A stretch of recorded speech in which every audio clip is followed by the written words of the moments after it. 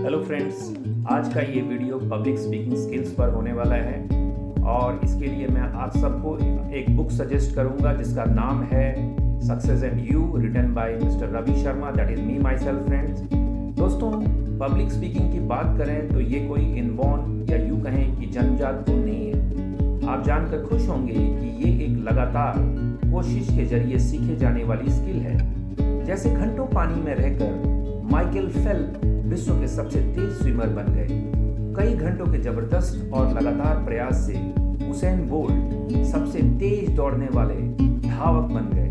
ठीक बिल्कुल उसी तरह कई घंटों के प्रयास, that is practice practice and practice से आप एक अच्छे और प्रभावकारी स्पीकर बन सकते हैं। फ्रेंड्स, लगभग 75 से 85% से अधिक लोग सिर्फ पब्लिक स्पीकिंग के नाम से ही नर्वस हो जाते हैं। यह परसेंटेज इससे भी ज़्यादा हो सकता है। आपने ग्लोसोफोबिया के बारे में बहुत सुन रखा होगा। लोगों के बीच बोलने के डर को ही ग्लोसोफोबिया बोला जाता है। फ्रेंड्स, जॉर्ज वाशिंगटन से नेल्सन मंडेला तक कई नामचीन हस्तियों ने पब्लिकली एक्सेप्ट किया कि पब्लिक के बीच बोलते वक्त उनके दिलो दिमाग में भी ग्लोसोफोबिया रहा। क्या आप जानते हैं कि कई लोगों के लिए ग्लोसोफोबिया फियर ऑफ डेथ से भी बड़ा डर बना हुआ है, यानी कि वे लोग पब्लिक के बीच बोलने से बेहतर मर जाना पसंद करते हैं। अब आप समझ सकते हैं कि ये कितना बड़ा डर है और इस पर हमें जबरदस्त काम करने की जरूरत है। जैसे रेलवे लाइन के पास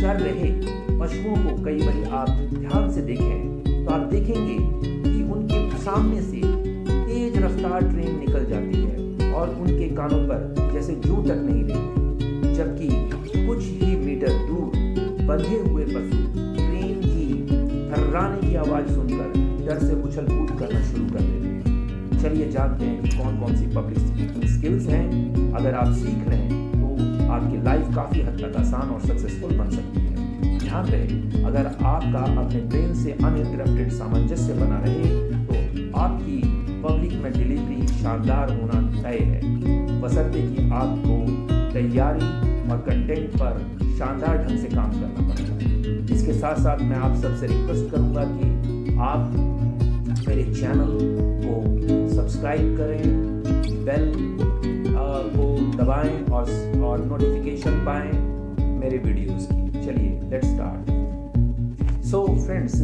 skill number 1, eye to eye relationship build करना। Build eye to eye relationship. चाहे हम ह्यूमन बॉडी की बात करें या किसी भी लाइवली फिजिकल अपीयरेंस की बात करें, हम उस व्यक्ति को तभी समझ पाते हैं जब हम उसे ऑब्जर्व कर पाते हैं, और ऐसा पॉसिबल हो पाता है सिर्फ एक टूल की बदौलत, और वो टूल है आंखों द्वारा सामने वाले को ऑब्जर्व कर पाना। आपकी आंखें किसी भी इंसान के मनोभावों का सही रिफ्लेक्शन होती हैं। आप जैसा सोचते हैं आपकी आंखों में भी वैसे भाव उतर आते हैं। क्या आपने कभी देखा है कि गुस्से में इंसान की आंखें कितनी उग्र उठती हैं और दूसरी ओर प्रेम में आंखों में प्यार भाव रिफ्लेक्ट होता है।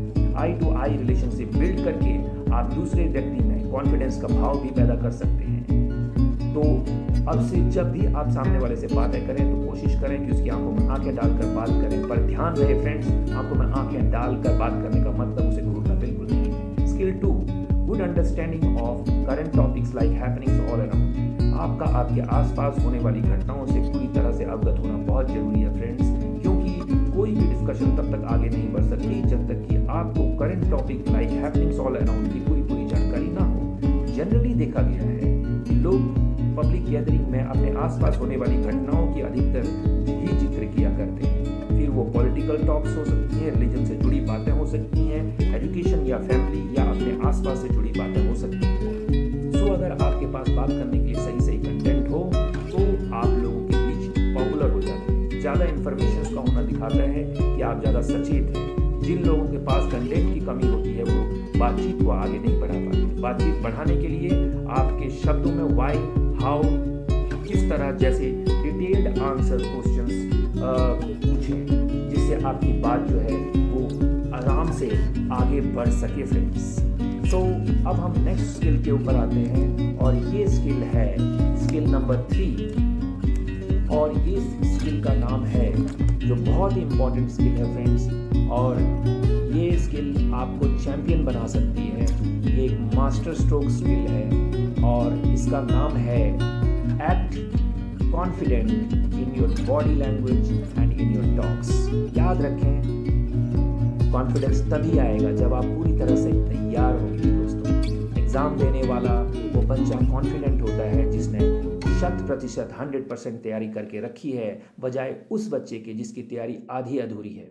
एक नया कार ड्राइवर जिसने सिर्फ अभी तक 100 किलोमीटर तक की ड्राइविंग की है, उसका कॉन्फिडेंस लेवल उस ड्राइवर से काफ़ी कम होगा जिसने लगभग 25 से 30 हज़ार किलोमीटर की ड्राइविंग कर ली हो। आप समझ सकते हैं कि उसका कॉन्फिडेंस लेवल ज़्यादा होने का कारण उसका ज़्यादा से ज़्यादा इस फील्ड में काम करना है। स्किल नंबर 4 की बात करते हैं friends. Build good relationship through your gentle and influential behaviour. आपने ऑरा को डेवलप करने पर काम करें फ्रेंड्स। खुद को भी हमेशा रॉयल ट्रीटमेंट दें। ध्यान रखें, आपका पर्सोना जितना प्रभावकारी होगा, आप लोगों को अपनी ओर उतने ही खींचते चले जाएंगे। जिस तरह से मैग्नेट में आकर्षण होता है, ठीक उसी तरह आपका जेंटल और प्रभावकारी व्यक्तित्व आपके रिलेशनशिप को ठोस बनाने का काम करता है। आइए स्किल नंबर 5 की बात करें। Skill number 5, emphasise on keywords. आपने कई बार लोगों को देखा होगा कि वो किसी भी बात को लेकर बहुत लंबी भूमिका बनाते हैं और ऐसे में उस बात का असली मकसद कहीं खो सा जाता है। इसलिए अपनी बात को शॉर्ट और जहाँ तक हो सके टू द पॉइंट रखें। याद रखें कि कम और टू द पॉइंट बात करने वाले की बात लोग ज़्यादा ध्यान से सुनते हैं, जबकि ज़्यादा बोलने वाली बात को नोटिस नहीं किया जाता। स्किल 6,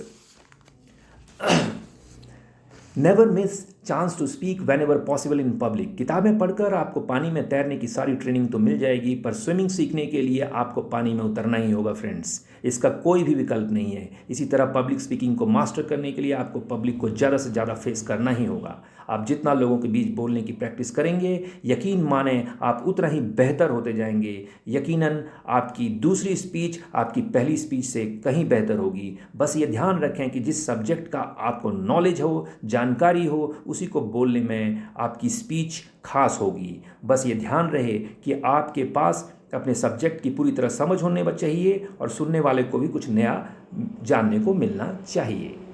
आइए फ्रेंड्स, अब हम अगली स्किल पे आते हैं और वो स्किल है skill number 7, speak soft but sensible.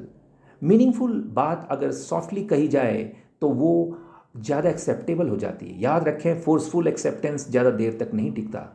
हो सकता है कि किसी दबाव में सामने वाला आपकी बात सुन ले, पर उस पर अमल करना पूरी तरह से उसके ही हाथों में होता है। आपकी बात मधुर हो पर साथ साथ बजनी भी हो तो यकीन माने सोने पे सुहागे का काम करती है और सामने वाले के दिल पर और दिमाग पर एक जोरदार इम्प्रेशन क्रिएट करती है फ्रेंड्स। सो अपनी बात को सॉफ्टली कहें, लेकिन आपकी बात पूरी तरह से वजनी हो और सेंसिबल हो। आइए फाइनल